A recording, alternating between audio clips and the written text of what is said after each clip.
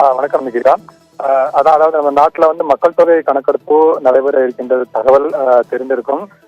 இது தொடர்பான அடிப்படை தகவல், பேசிக் இன்ஃபர்மேஷன் நம்மள நிறைய பேருக்கு தெரியாம இருக்கக்கூடிய வாய்ப்பு இருக்குது. அந்த நிலையெல்லாம் தற்பொழுது மத்திய அரசினுடைய அந்த இந்திய மக்கள் தொகை கணக்கெடுப்புடைய அந்த எக்ஸ் தளத்துல அது தொடர்பான விவரங்கள் வெளியிடப்பட்டிருக்குது. அதுல என்ன சொல்லப்பட்டிருக்கு அப்படின்னா, இந்த மக்கள் தொகை கணக்கெடுப்பு 2027 அந்த குறிப்பு ஆரம்ப தேதி மார்ச் 1, 2027 அன்று தொடங்கும் சொல்லப்பட்டிருக்குது.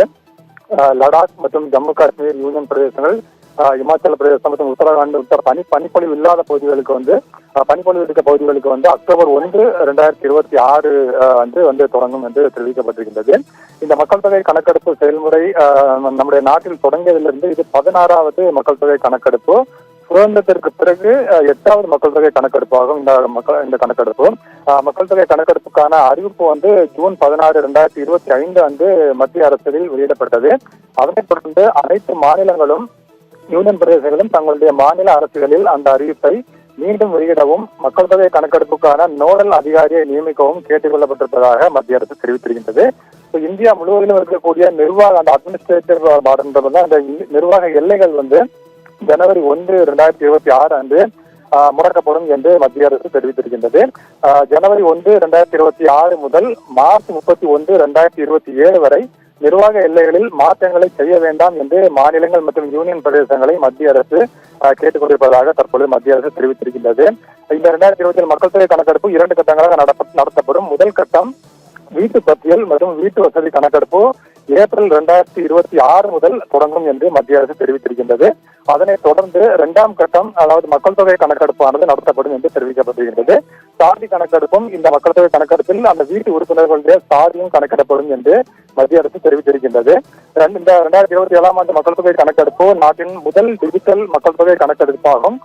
ஆண்ட்ராய்டு போன் மற்றும் iOS ஆகிய 2 மொபைல் செயலிகளையும் பயன்படுத்தி ஆங்கிலம், இந்தி மற்றும் அந்தந்த பிராந்திய மொழிகளில் தரவுகள் சேகரிக்கப்படும். கணக்கெடுப்பாளர்கள், மேற்பார்வையாளர்கள் தரவு சேகரிப்புக்கு தங்களுடைய சொந்த மொபைல் சாதனத்தை பயன்படுத்துவார்கள் என்றும் மத்திய அரசு தெரிவித்திருக்கின்றது. டிஜிட்டல் மக்கள் தொகை கணக்கெடுப்பு முயற்சி என்பது மக்கள் தொகை கணக்கெடுப்பு செயல்முறையை நவீனமயமாக்குவதற்கான ஒரு மாற்றமான படியாகும் என்று மத்திய அரசு தெரிவித்திருக்கிறது. முதற்படியாக தரவுகளை சேகரித்து மின்னணு முறையில் மத்திய அந்த சென்ட்ரல் சர்வருக்கு அனுப்ப தொழில்நுட்பம் பயன்படுத்தப்படுவதாக கூறப்படுகிறது. இதன் மூலம் மக்கள் தொகை கணக்கெடுப்பு தரவுகள் விரைவில் கிடைக்கும் மக்களுக்கு என்று தெரிவிக்கப்பட்டிருக்கின்றது. இந்த கணக்கெடுப்புக்கு பிரத்யேக வலைதளம் மூலம் சுய கணக்கெடுப்பு செய்வதற்கான ஒரு ஆப்ஷனும் இருப்பதாக மத்திய அரசு தெரிவித்திருக்கின்றது. இது மக்கள் தொகை கணக்கெடுப்பு 2 கட்டங்களுக்கும் இந்த வலைதளமானது இருக்கும் என்று தெரிவிக்கப்பட்டிருக்கின்றது. அது மட்டுமல்லாமல் இதற்காக இந்த மக்கள் தொகை கணக்கெடுப்பில் ஒவ்வொரு கட்டத்திலும் தேவை அடிப்படையிலான பயிற்சியும் கொடுக்கப்படும் என்று தெரிவிக்கப்படுகின்றது. தேசிய பயிற்சியாளர், முதன்மை பயிற்சியாளர் மற்றும் களப்பயிற்சியாளர் என 3 அடுக்கு பயிற்சி அமைப்பு இருக்கும் என மத்திய அரசு தெரிவிக்கின்றது. களப்பயிற்சியாளர்கள் சுமார் 34 லட்சம் கணக்கெடுப்பாளர்கள் மற்றும் மேற்பார்வையாளர்களுக்கு பயிற்சி கொடுப்பார்கள் என்று மத்திய அரசு தெரிவித்திருக்கின்றது. இதன் மூலமாக இந்த அடிப்படை தகவல்களை தற்பொழுது மத்திய அரசு இந்த எக்ஸ் தளத்தில் இந்த தகவல்களை வெளியிட்டிருக்கின்றது. நிகிதா, விவரங்களுக்கு நன்றி ஆண்டன் ஜப்ஹர்.